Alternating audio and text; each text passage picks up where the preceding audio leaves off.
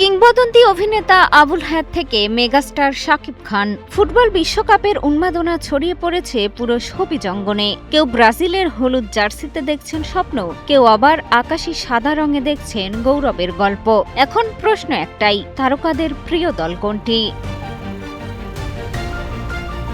অভিনেতা আবুল হায়াতের পছন্দের দল ব্রাজিল। বিশ্বকাপের মঞ্চে সেলেসাওদের জাদুকরী খেলা দেখার অপেক্ষায় তিনি। অন্যদিকে জনপ্রিয় সঙ্গীত শিল্পী মনির খানের হৃদয়ে জায়গা করে নিয়েছে আর্জেন্টিনা। দীর্ঘদিন ধরেই তিনি এই দলের সমর্থক। ঢালিউড মেগাস্টার শাকিব খানের সমর্থনও আর্জেন্টিনার পক্ষেই।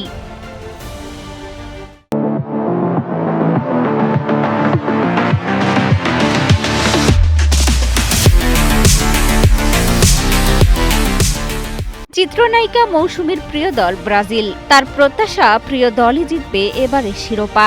একইভাবে নির্মাতা অভিনেত্রী আফসানা মিমিও ব্রাজিলের একনিষ্ঠ সমর্থক। অভিনেতা জিয়াউল ফারুক অপূর্ব ব্রাজিলের ভক্ত।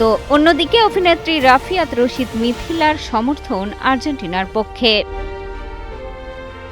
এদিকে কণ্ঠশিল্পী নোবেল অনেক আগে থেকেই ব্রাজিলের সমর্থক। অভিনেত্রী জাকিয়া বারি মমর প্রথম পছন্দ আর্জেন্টিনা। তানজিকা আমিনও একই দলের সমর্থক।